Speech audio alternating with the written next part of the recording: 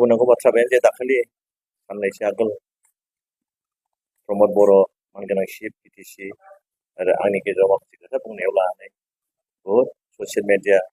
आरो news media गोबां खोथा ओंखारदों, गोबां बाथ्रा सिखारदों। इउपिपिएल बिजेपि दा एलायन्स सरकार दं, मानो बिदि बुंखो माखो बेखौ सिखारदों। बेखौ आं दिनै क्लियार खालामनो नागिरदों जे आङो दाख्लैबो बे बाथ्रा बुंबाय, आं एलायन्स पार्टनारनि सासे इएम बिटिसि, आं जे बाथ्राखौ बुंनो बेखौ बुं, जुदिव आंनि बुंनाय बाथ्राया नंगौब्लाबो आं बेखौ बुंनो नाङा, मानोना जों एलायन्सआव दं आरो बे बाथ्राखौ आबाद खालामनो दं। बेनि थाखाय आंहा दाय जादों, आं दायखौ गनायनानै लाबाय, आंना भुल जादों आरो आं खेमाहा बिदों। जुदि बे आंनि बाथ्राजों मानगोनां प्रमद बर' आरो मानगोनां जोंनि गिबि मन्थ्रि डक्टर हिमन्त बिश्व शर्माखौ बिसोरनि गोसोआव आं आघात होबाय, बिथांमोना खेमा होदों। आरो बुंनाया बेनो जे आंहा प्रमद बर'नि एगेन्स्ट जेबो बुंनांगौ गैया, बेनि रोंनाय, बेनि गियान, आंथ' बुंबाय दिनैबो दाबो बुं,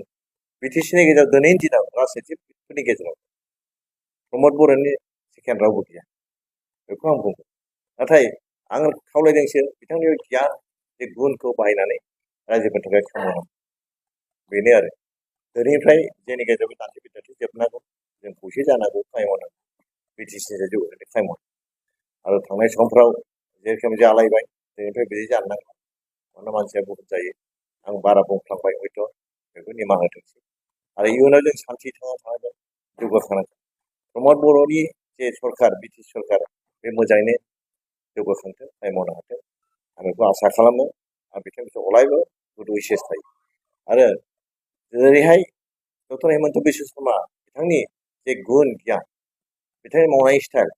बयबो जाथिखौ लानो खामानि मावनांगौ, बयबो हारिखौ लानो खामानि मावनांगौ। आरो बिथांनि नाजानायाव दिनै बिटिसिनि बे रुप बे फैदों। बिथाङा जुदि बै समावनो जोंखौ हेफाजाब होआब्ला बिजेपि जानानै जोंनि बिटिसिया दिनै हयथ' बे समाव फैनाय नङा।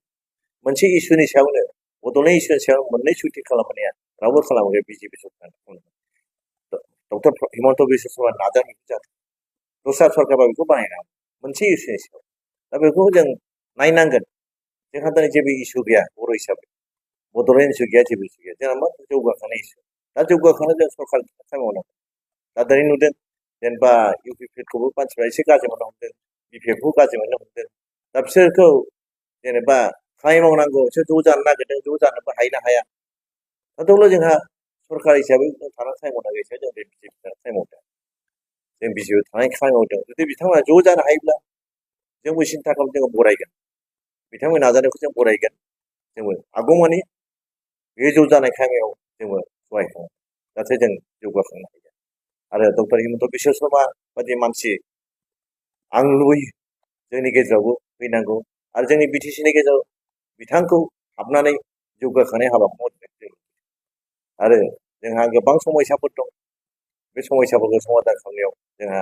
मावनांगौ दं, बेखौ मावनांगौ। दिनै बिश्वजित दैमारि आगोलाव जेसेबां खामानि मावबोदों बेखौ नुनानै जों बयबो दिनै बिथांखौ सोरबा सोरबा बायदिसिना खोथा बुङो, बे जिनिसा एसे आनजास्टिफाइड। मानोना बिथांनि हिस्ट्रिखौ जायफोर मिथिया बिथांखौ गाज्रि गाज्रि खोथा बुंदों, बिथाङा मा मावदों बेखौ रावबो मिथिया, बेफोरबादिसो बुंदावबाय। खिन्थु दिनै बिश्वजित दैमारिया जे मावदों, बुंनो थाङोब्ला बिथाङा एबसुनि गोजौ थाखोनि लिडार नङामोन, गोजौ थाखोनि लिडार, एबसुआव जयेन्ट सेक्रेटारि थांदों। बे उनाव जोंनो एबसुआव एमएलए खालामो, एमएलए खालामनायाव बिदिनो समाजनि बायदिसिना संगठननि बायदि रोखोम खामानि मावफादों, बिएलटिनिबो खामानि मावदों, एबसुनि बै समाव बिटिसिनि आन्दलन समावबो खामानि मावदों, गासै मावनायखौ मावफादों। खुनुदिन जाथिखौ फाननाय, जाथिनि हेंथायै खामानि मावनाय बिथाङा हयथ' बिदि सुबिदा मोना, सुबिदा मोनोब्ला जों मोनो। आफादनि आफादगिरि बा गाहाय नेहाथारि बिसोर सुबिदा मोनो नङा होमबा, गाहाय लेभेलनि वार्कारफ्राथ' बिसोरनि खोथाथ' रज'आ, दा बिनि खोथा रज'आमोन आरो बुंनोबो मावनोबो जायो, माने सुबिदा मोनाखै। ओंखायनो बिथांनि सायाव बे गाज्रि गाज्रि बुंनायखौ आं खावलायो, मिन्थिया हसिया बाथ्रा बुंनो। दिनै जोंनि गेजेराव गोबां लिडारफोर दं, रबिराम ब्रह्म बिथाङा दिनै एबसुनि सेक्रेटारि, बेसेबां खस्थ' खालामदों, शिक्षित मानसिमोन, बिथाङा एमए पास बै समावनो न' बां गासै खारायखाय थाखाय दिनै गोदाव सोराव। बिथांखौ दा जुदि सोरबा गाज्रि होनोब्ला जोंनि गोसोआव आघात, सानसुमा फैगौ बैसोआव गोदो बेसेबां खस्थ' खालामदोंमोन, दा बिथांमोनखौ गाज्रि होनोब्ला जोंनि गोसोआव आघात। नाथाय बेबायदि मानसिखौ दा एसे मा बुंबावफ्लांबानो जोंनि बे गथ' गथाय उन्दैफ्रा जानला मोनला ससियेल मिडियाखौ खोथा बुङो दा बेखौ बुंनो नाङा खावलायो दा जोंनि गेजेराव दिनै जेनेबा आंजों जा मानगोनां शिबजों एसे एनै खोथा दानथुमलायबाय बा आंबो बाथ्रा बुंफ्लांबाय बेखौ लानो गोबां खोथा बुंदों जोलैनि हेंथा बायदिसिना आंथ' बुङो जों जोलैनि हेंथा मावनो सुबिदा मोनाखै एबसुआबो एथ' गोजौ थाखो जों गेजेरनिफ्राय मावग्रा जों वार्ड खाथिजों आरो आंथ' खुनु प्रेस मिट बायदिसिना प्रेसआव खुनु प्रेसारफोर गैया खामानि मावदों मावग्रा आं भलान्टियारसो खामानि मावदों दिनै जोंखौ बिदि होनोब्ला बुंथों बुंनायाथ' खोथा गैया जुक्ति गोनां प्रुफ देखायनाय दा जाथिनि थाखाय मावदों दिनै जों नुदों एकमात्र दिनै जोंखौ फोथांनांगौआ जोंनि माखासे समस्याफोरखौ माबानांगौआ बिजेपि सरकारानो दं दा मानोना बेखौ जों बिटिसिसो मावनो हायो बिटिसिआ बोसोरै 800 कोटि थाखा मोनो 800 कोटि थाखा मावनो हागोन डेभेलपमेन्ट मावनो हागोन नंगौ खिन्थु खयथा जों मावनो हागोन ओंखायनो बेखौ लाबोनो थाखाय जोङो जाथिनि जोंनि बे बिटिसिनि जौगानायनि थाखाय मावनो थाखाय जों दिनै बिजेपिआव थादों आरो जों बिदिनो थालांबाय थागोन दिनै आंखौ इएमनिफ्राय दानख'दों आं गोसो बायाखै आं गाज्रि मोनाखै नियम मथे एक्सन लादों आं धन्यबाद होदों डक्टर हिमन्त बिश्व शर्मा सार प्रमद बर' सारखौ धन्यबाद बेखिनियाव आङो बेबायदि खोथा बुंफ्लांनायफ्रा आंखौ जे साजा होदों नङाब्ला आं खिजानो बारा बाथ्रा बुंफ्लांदोंमोन खोमा बे समाव आंखौ चेक खालामबाय आंनि बुंनायखौ आं हमथाना लाखियो आं बिनि थाखाय बिथांखौ धन्यबाद जाहाथे आरो आं बिनिफ्राय बेबायदि आरो बारा बुंबावनाङा बेखौ आंखौ चेक खालामनो थाखाय बिथांखौ धन्यबादसो इयुनाव आं बिदि बुंला जेसेबां जों एलायन्स पार्टनारशिपआव थायो आं बुंनाय आरो धन्यबादजों लोगोसे निमाहा बिदों बिथांमोनहाबो निमाहा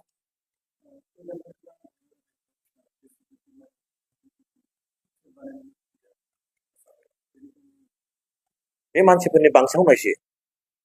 बिश्वजित दैमारियाबो शिफ्ट जानो होननानै लुबैयाखै दा बिटिसि जौगाखांनो लुबैदों दा नुबाय प्रमद बर'आबो जेनेबा हारसिं जाबाय हाग्रामाबो हाबोआखिसै दा गेजेराव सोर दं सरखाराव थानानै मावनांसिगोन मानसिफ्रा बुङो हजोंनिफ्राय होबथायो हमथायो खामानि मावहोआ माहोआ खामानि मावहैनोथ' खोथा गैया थाखा फैसा जै दं हरबाय थादों थेवब्लाबो मावनो हायाखै जोंनि गेजेराव माखासे खोथा थाहैबाय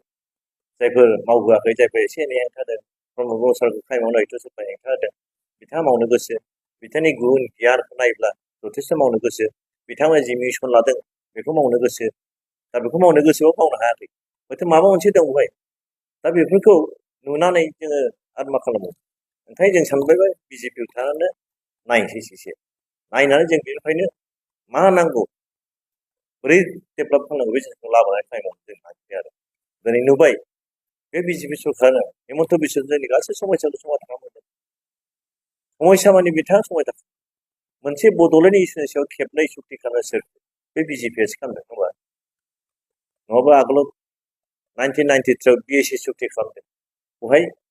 कंग्रेसआ खालामदों पावार गैया जायनि थाखाय मानगोनां सानसुमा खुंगुर बैसोमुथिया जेब्लाबो बे बिएससिखौ गारना खानांदों मानगोनां अटल बिहारि वाजपेयी प्राइम मिनिस्टार जाबाय मानगोनां एल के आडवाणी हम मिनिस्टार बिथांमोना सिन्था खालामदों बिटिसि सुक्ति खालामदों 2003 बिटिसि सुक्ति खालामनायजोंसो जोंना जौगाखांनो होमबा जौगाखांनो बिराद जौगाखांबाय दा नुबाय माखासे मानसिया थाबोबाय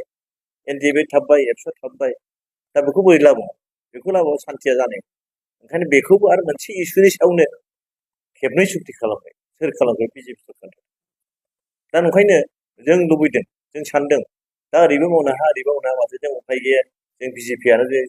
माबा मोनसे मावनांगोन नामा माबा मोनसे हायो नामा जों बेखौ नाजानो थाखाय जों दा बिजेपिआव दं आरो फैगौ इलेक्सनाव जोंहा मानगोनां मुख्यमन्त्रिया आलादा नागिरनो नागिरबाय जों बेखौ खामानि मावबाय थादों आरो बेवहाय जोंहा बर'नि फारसे जेबो गाज्रि साननाय गैया